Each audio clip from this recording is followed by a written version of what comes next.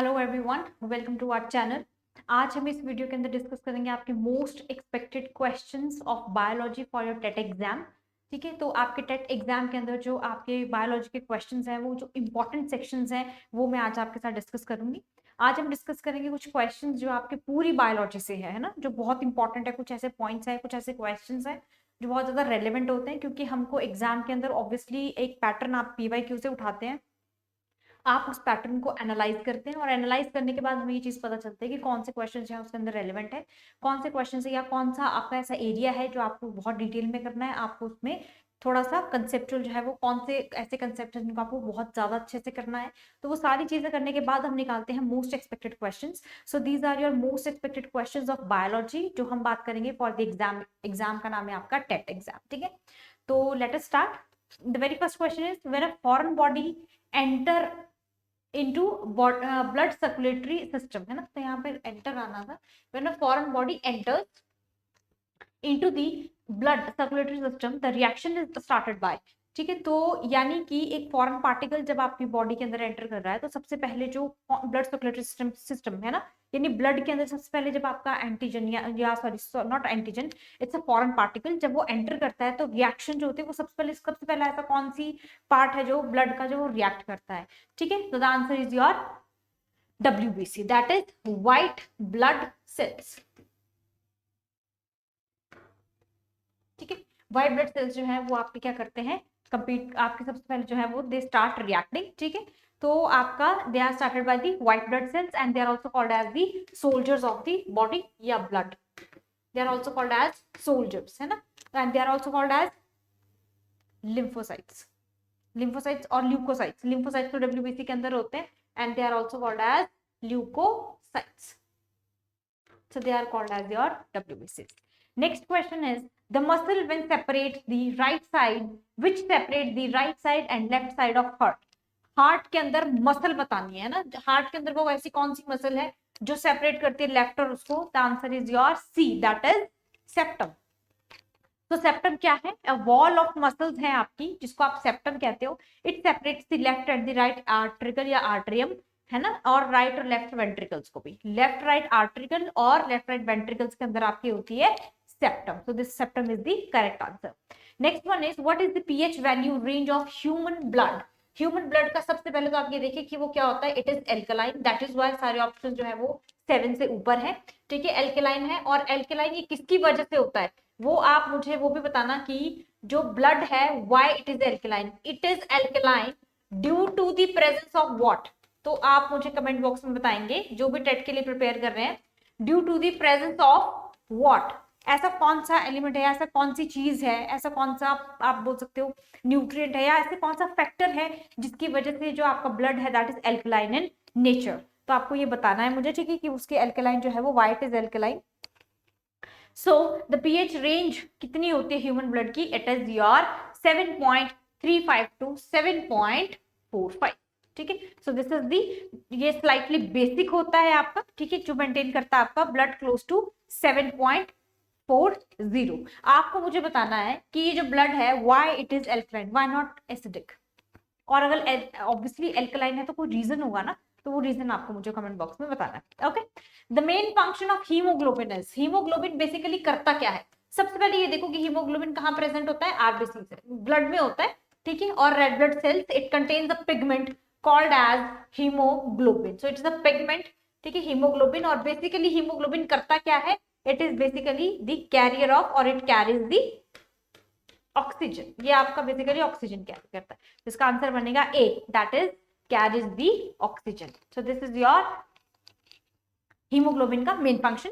तो main function क्या है, 70% ऑफ योर बॉडी जो है it is found in the red blood cells of your blood called as haemoglobin. ठीक है, और मसल सेल्स में it is called as myoglobin. So haemoglobin is essential for transfer oxygen blood from lungs to the tissues. तो carry haemoglobin का जो main function है, basically it carries the oxygen. Next one is biogeographical regions. Biogeographical, bio means living है ना, geographical regions are also called as, तो ये क्या है आपका इकोलॉजी से रिलेटेड है वैसे तो। ठीक है, so they are called as reams. तो आपने सुना होगा रीम्स, हम इसको प्रोनाउंस करते हैं। सो ये आर दी बायोजियोग्राफिकल एरियाज होते हैं आपके इकोलॉजी के अंदर, ठीक है। और बायोजियोग्राफिकल रीजन और रीम इज अ इकोजोन, और इकोजोन जो है it is the broadest biogeographic division of earth land surface that is based on the distributional patterns of the terrestrial organism. तो ऑर्गेनिजम्स जो है वो आपके लैंड पर किस तरह से डिस्ट्रीब्यूट हुए उसके बेस पर हम रीम्स जो है वो डिसाइड करते हैं किसी भी लैंड के ऊपर। So these are the biogeographical regions. Next one is hepatitis virus destroys the cells and may cause the disease. अब ये मुझे ये बताओ, जो हेपेटाइटिस है और वायरस है ये डिस्ट्रॉय करेगा, सेल्स को डिस्ट्रॉय करता है और किस तरह की डिजीज कॉज करता है? इसमें से ऐसी कौन सी डिजीज है जो हेपेटाइटिस वायरस कॉज करता है? That is a, that is jaundice. Hepatitis सुना है ना, तो ये भी आपका जॉन्डिस कॉज करता है, हेपेटाइटिस वायरस, ठीक है, and causes the disease called as jaundice. तो ये आपका जो क्वेश्चन आया है it is from your human health and diseases, ठीक है, ह्यूमन हेल्थ एंड डिजीजेस। तो ये क्वेश्चन आपको वहां से आया। सो this is your question, hepatitis virus, है ना। Next one is your sleeping sickness is man is caused by the organism. Again this is from human health and diseases. तो ये स्लीपिंग सिकनेस जो है वो किसे, ये रिपीटेड क्वेश्चन भी है बहुत सारे, इवन तो ये टाइप का क्वेश्चन आपका जैसे आप जैसे सीडीएस वगैरह कोई और एग्जाम भी देते हैं वहां पर भी आपको ये इंपॉर्टेंट है, ठीक है। तो स्लीपिंग सिकनेस जो है it is caused by the Trypanosoma. आपको पता है ट्रिपैनोसोमा की अलग अलग आपकी वैरायटीज है, स्पीशीज है, ठीक है। तो अगर आप चाहें तो पूरा भी देख सकते हैं कि कौन सी ट्रिपैनोसोमा की भी कौन सी, जैसे गैम्बियंस है या कौन सी क्रूजाई है, कौन सी वाली जो वो आपकी वो है वो कॉज करती है ट्रिपैनोसोमा को, ठीक है। So it is also human, this is human African trypanosomiasis, it is also known as sleeping sickness. So it is caused by a protozoa called as trypanosoma. आपको ये देखना है कि जो ट्रिपैनोसोमा है इसकी कौन सी स्पीशीज है, वेदर इट इज गैम्बियंस और इट इज क्रूजाई, कौन सी ऐसी आपकी स्पीशीज है जो स्पेसिफिकली, ट्रिपैनोसोमा तो सेम रहेगा ना ऐसे, तो वेदर इट इज गैम्बियंस और व्हाट, विच काइंड ऑफ, जो आपकी कौन सी ऐसी वो है स्पीशीज है जो कॉज करती है आपकी स्लीपिंग सिकनेस, क्योंकि ये अलग अलग तरह की, इसकी 4 ऐसी मेन स्पीशीज है। आप चाहें तो आप यहाँ से चारों की चारों स्पीशीज जो है वो कर सकते हैं, चारों की चारों इसकी स्पीशीज कीजिए, ट्रिपैनोसोमा की अलग अलग आपकी स्पीशीज है वो आप कीजिए और देखिए कि वो चारों के चारों डिजीज कॉज करती है तो वो कौन कौन सी है, ठीक है। तो ये भी आपके लिए वो हो जाएगा। तो मान लीजिए स्लीपिंग सिकनेस में ना आया तो किसी और सिकनेस पे आपको क्वेश्चन आ जाएगा, but answer will be the same, Trypanosoma, क्योंकि 4 इसकी स्पीशीज है, चारों की चारों जो है वो अलग अलग डिजीज कॉज करती है। तो अगर स्लीपिंग सिकनेस में ना भी आया तो हो सकता है मोस्ट एक्सपेक्टेड में किसी और से आ जाए। इसी के साथ आप प्लाज्मोडियम देखिए क्या कॉज करता है, एंटामीबा क्या करता है और जियार्डिया क्या करता है, साथ साथ में अगर आप इसको साथ में कर लोगे तो it is kind of your revision. Next is the harmful poisonous substance produced by bacteria. Bacteria कौन सा सब्सटेंस प्रोड्यूस करते हैं और वो हार्मफुल पॉइजनस सब्सट्रेट है, सॉरी सब्सटेंस है, and that is your toxins. तो दे रिलीज दी, बैक्टीरिया क्या रिलीज करते हैं, आपके टॉक्सिन्स रिलीज करते हैं, ठीक है, with in the living cells of organisms, and it include the various classes of small molecules और प्रोटीन्स आपके जो कॉज करते हैं डिजीजेस ऑन कंटैक्ट। तो ये बहुत सी तरह के आपके डिजीज जो है वो भी कॉज करते हैं। So this is the harmful poison substance जो बैक्टीरिया करते हैं, ठीक है। अब इसमें से which is the cause of malaria infection, किसकी क्या है, मलेरिया किसकी वजह से होता है, मीन क्या कॉज है मलेरिया इन्फेक्शन का, दैट इज योर प्लाज्मोडियम, ठीक है। अब आप मुझे ये भी बताना कि जो प्लाज्मोडियम है whether it is fungi, bacteria, protozoa या फिर ये आपका वायरस, किससे होता है आपका प्लाज्मोडियम, क्या है, फंजाई है, बैक्टीरिया है, प्रोटोजोआ है, वायरस है, कमेंट करके बताना, कमेंट में आप मुझे बताना कि ये क्या है, ठीक है। तो मलेरियल इन्फेक्शन किससे होता है, अगर आपको ये भी आ सकता है the malaria causing organism is option A fungi, B bacteria, C protozoa, D virus, कुछ भी हो सकता है। तो आपको मुझे बताना है कौन सा है, ठीक है। तो यहाँ से आपको क्या हो जाएगा, इजी हो जाएगा क्वेश्चन करना भी, ठीक है। Okay, next one is cancer is caused bye. अब कैंसर किसको कहते हैं आप, कैंसर सुना है ना, कैंसर हो गया, कैंसर हो गया, कैंसर हो गया, व्हाट इज कैंसर, है ना। कार्सिनोजन, जो कार्सिनोजेनिक आपके सब्सटेंसेस होते हैं बेसिकली बॉडी के अंदर, ऐसा क्या होता है कि कैंसर, कोई एक्सटर्नल एनवायरनमेंट आ जाता है, कोई एक्सटर्नल चीज आती है जो कॉज करती है, या विद इन द बॉडी होता है, ये भी आपको देखना है। जो आप कैंसर है whether it is caused by some other factors, या फिर ये आपकी बॉडी के एक्सटर्नल फैक्टर्स की वजह से, जैसे कि कोई पैथोजन है जो कॉज करता है कैंसर, या फिर ये विद इन द बॉडी होता है। तो जो कैंसर होता है it is caused by the uncontrolled mitosis, आपकी बॉडी के अंदर, it is within the cell. Mitosis क्या होता है, अब देखो माइटोसिस क्या होता है, it is also called as the equational division, equational division होती है, ठीक है। इक्वेशनल डिवीजन के बाद आप इसमें ये भी देखना कि जो माइटोसिस होती है उसमें क्या होता है, ये बेसिकली अनकंट्रोल्ड। अनकंट्रोल्ड क्यों है? जैसे एक सेल है, एक से अगर दो आपके बन रहे हैं तो दैट इज कॉल्ड कंट्रोल्ड, लेकिन अगर यहाँ से ऐसे बन गया तो एक एक्स्ट्रा बन गया। यानी कि क्या है, इसके अंदर जो कैंसर सेल्स है उसके अंदर क्या होता है, आपका डिविजन ज्यादा फास्ट होती है, और जो सेल्स होते हैं तो वो ग्रो करते हैं नंबर में। कैसे? ज्योमेट्रिकली और अर्थमेटिकली। दो तरह की आपकी डिविजन होती है, दो तरह से आपके, that is called as geometric और अर्थमेटिक। ठीक है, अर्थमेटिक। तो ज्योमेट्रिक प्रोग्रेशन और अर्थमेटिक प्रोग्रेशन। ठीक है, तो आपको ये देखना है कि कौन से डिवीजन जो है वो that can cause your cancer, है ना। एक वो अनवांटेड, जिसको कहते हैं unwanted growth of cells, is called as cancer, ऐसे बोलते हैं हम। This uncontrolled mitosis. माइटोसिस कहाँ होती है और होती कहाँ है आपकी mitosis? Mitosis occur in the somatic cells of your body. Somatic cells का मतलब होता है they are your vegetative cells. ठीक है, वेजिटेटिव सेल्स भी हम इनको कहते हैं, we call them as vegetative cells, somatic cells. Somatic cells क्या होते हैं? Any cell in the body except your reproductive cells, that is sperm and ova, को छोड़कर जितने भी आपके बॉडी के सेल्स होते हैं we call them as somatic cells. तो अगर उनमें अनकंट्रोल्ड माइटोसिस होगी then the process will be lead to the cancer. This is your next. Sickle cell anaemia is a disease caused due to the abnormality in. Sickle cell anaemia किसकी वजह से होता है? सबसे पहली बात तो ये कि किसी ना किसी चीज में एब्नॉर्मैलिटी, ऑब्वियसली हीमोग्लोबिन के अंदर जो है आपकी क्या होती है, डिस्ट्रीब्यूशन जो होती है उसकी, जो कॉम्पोजिशन होती है वो क्या हो जाती है, खराब हो जाती है, एब्नॉर्मैलिटी आ जाती है उसके अंदर। सिकल सेल एनीमिया क्या होता है, जो आपकी सेल की शेप होती है it becomes the sickle in nature, है सिकल से हो जाता। तो the answer is your B, that is red blood cells. तो क्योंकि हीमोग्लोबिन से वैसे रिलेटेड है, sorry this one is your answer B, that is red blood cells, RBCs. फिर से वही कंसेप्ट आ गया, आरबीसीज के अंदर हम क्या, आरबीसीज को और क्या बोलते हो आप? Erythrocytes, you call them as erythrocytes. ठीक है, और क्या बोलते हैं, इसके अंदर एक पिगमेंट प्रेजेंट होता है that is called as haemoglobin. So this is your pigment जो कि कैरी करता है आपका ऑक्सीजन, और यहीं पे इसकी अगर एब्नॉर्मलिटी हो जाए then it will cause the sickle cell anaemia. So is the kind of a disorder जो आपका हीमोग्लोबिन से रिलेटेड है। ठीक है, तो ऐसा कुछ क्वेश्चन भी आपको आ सकता है। So this is your sickle cell anaemia, this is a mutation होती है। हाँ, आपको ये क्वेश्चन भी आ सकता है कि जो सिकल सेल एनीमिया होता है वो किस तरह की म्यूटेशन होता है। देखो ऐसा होता है, हम ऐसे मान के चलते हैं, जैसे 1 to 7 आपकी कोडिंग है ना, एंड इट लीड्स दिस। आपको पता है बॉडी के अंदर जो फीचर्स होते हैं, जीन्स होते हैं, वो कोड की फॉर्म, नंबर्स की फॉर्म में, कोडिंग की फॉर्म में, अमीनो एसिड्स की फॉर्म में, कोडोन्स जिसको आप बोलते हो।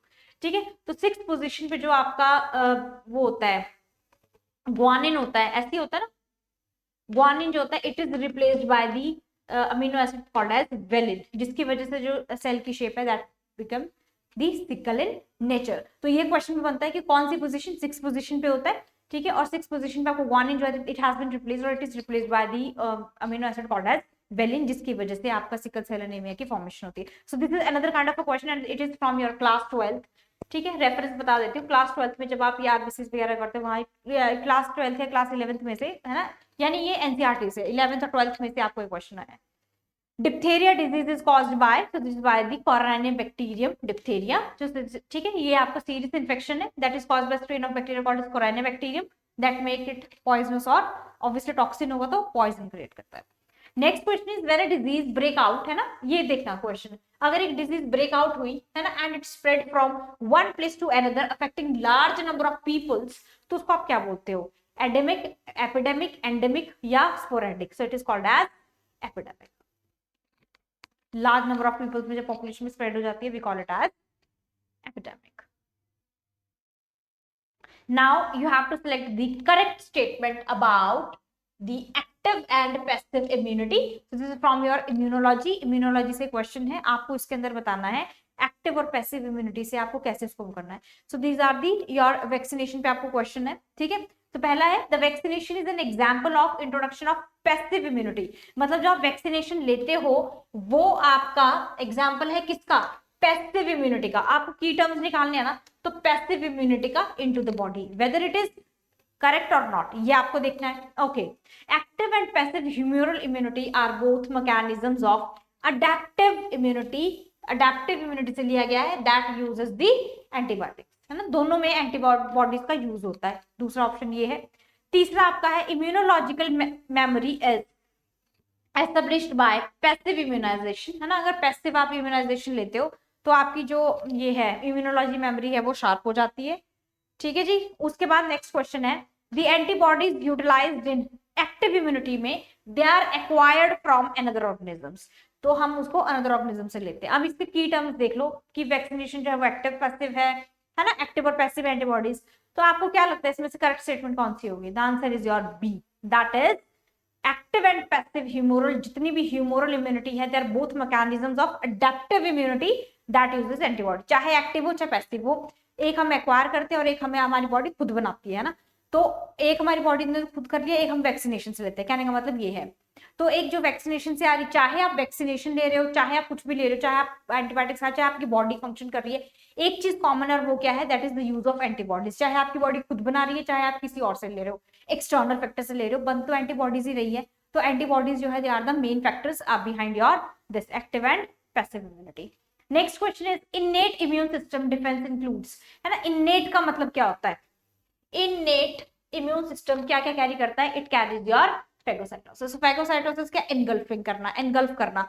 और आपकी बॉडी के अंदर ऐसे कौन कौन से सेल्स है जो फाइगोसाइटोसिस और करते हैं? जैसे फेगोसाइटोसिस अमीबा, अमीबॉइड मूवमेंट या अमीबॉइड शेप जो है वो कौन से सेल्स की होती है आपकी बॉडी के अंदर? तो जो आपका अमीबॉइड है, ये these are carried by the cells called as your डब्ल्यूबीसीज। तो जो आपके व्हाइट ब्लड सेल्स हैं वो भी आपके फेगोसाइटोसिस की तरह काम करते हैं। तो दिस इज योर क्वेश्चन। ये भी आपका उसमें आप ये भी एक तरीके से वो बनता है कि ऐसे कौन से सेल्स है बॉडी के अंदर जिनकी जो मूवमेंट है दैट इज अमीबॉइड मूवमेंट। तो अमीबॉइड मूवमेंट जो है वो आपकी डब्ल्यूबीसीज के है, व्हाइट ब्लड सेल्स की है। ठीक है। तो पैथोजन जब एंटर करता है बॉडी के अंदर तो इनेट जो आपका इम्यून सिस्टम है रिस्पॉन्स, ठीक है, इंटरनल डिफेंसेस से, तो जिससे इसके अंदर इन्फ्लेमेटरी रिस्पॉन्सेज हो सकते हैं, फेगोसाइटोसिस आता है, नेचुरल किलर सेल्स आते हैं, एंड कॉम्प्लीमेंट सिस्टम। ये सारे के सारे सिस्टम आपके इसके अंदर आते हैं। This is from your graduation level. ठीक है, ये आपका ग्रेजुएशन लेवल से है। This is from your graduation.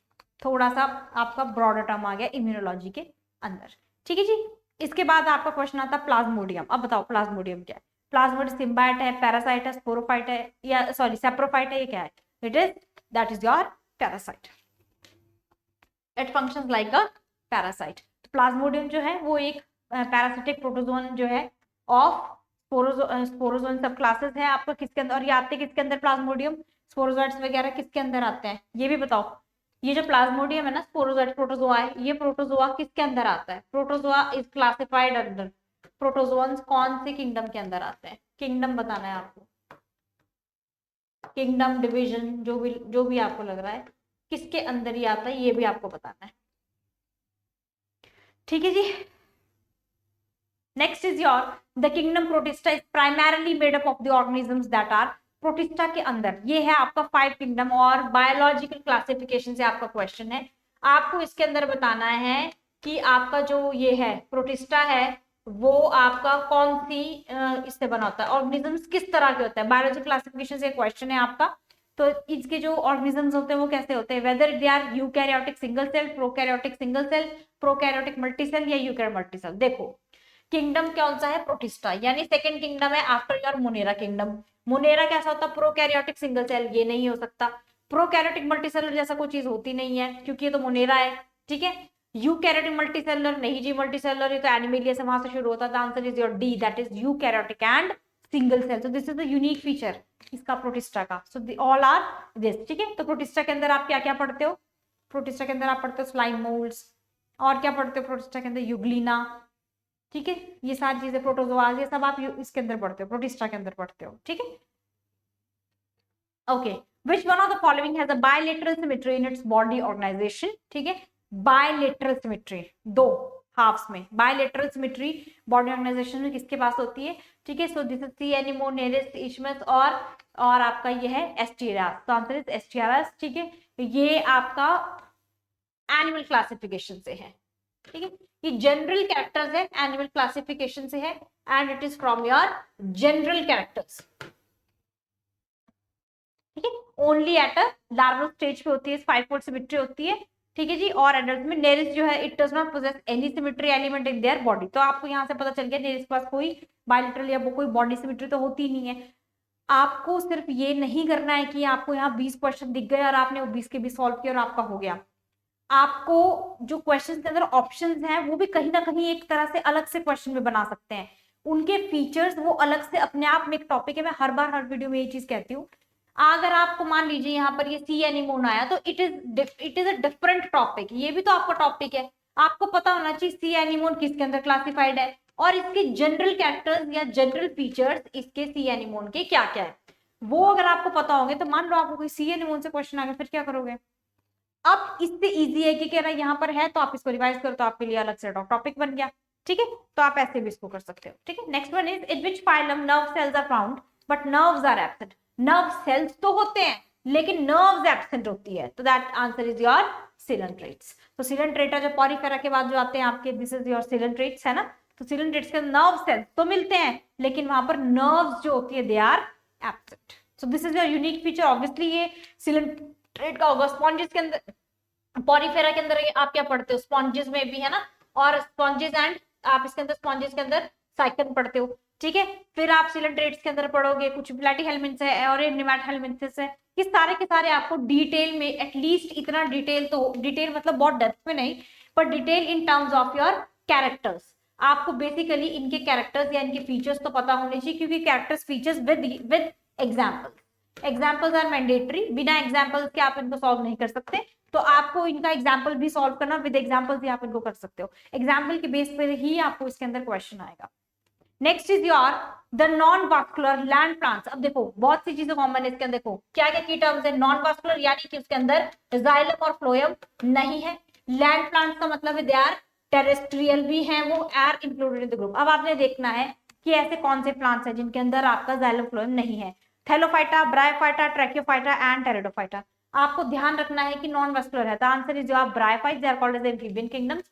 ठीक है, amphibians of the plant kingdom. और ये land as well as aquatic है आपके, है ना, टेरेस्ट्रियल एज वेल एक्वाटिक दोनों है। नॉन वास्कुलर इसी के। थैलोफाइटा के अंदर तो इसका जिक्र भी नहीं होता है।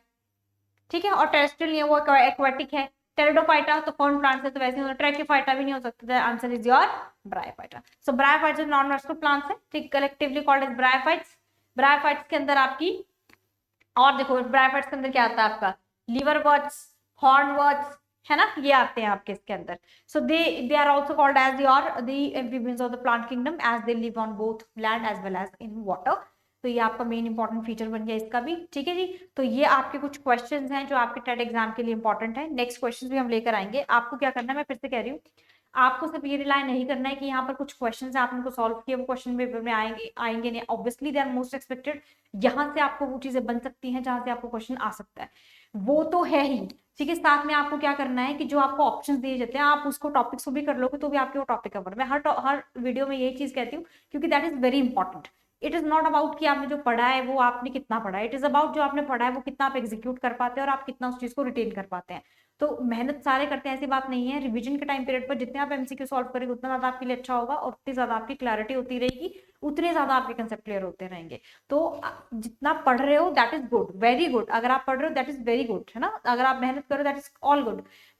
पर वो मेहनत आपकी कितनी आगे जा रही है, आप कितने एमसीक्यूज उस कंसेप्ट सॉल्व कर रहे हैं वो भी मैटर करता है। अगर वो नहीं हो रहा इट मींस कि यू नीड अ रिवीजन। ठीक है, तो ये आज के लिए आपका इतना ही होगा। इसके बाद हम नेक्स्ट वीडियो के अंदर फिर से आएंगे। आज के लिए आपके टेट एग्जाम्स के लिए बायोलॉजी के अंदर ये आपके कुछ क्वेश्चंस है, you can revise them, you can have a look on them and you can make your own options also, क्योंकि आपके पास जो ऑप्शन दिए गए मैंने as I have earlier said कि उससे भी आपके कुछ क्वेश्चंस बनते हैं। ठीक है जी, तो मिलते हैं नेक्स्ट वीडियो के अंदर। Till then thank you and have a nice day. Please like share and subscribe our channel. Thank you.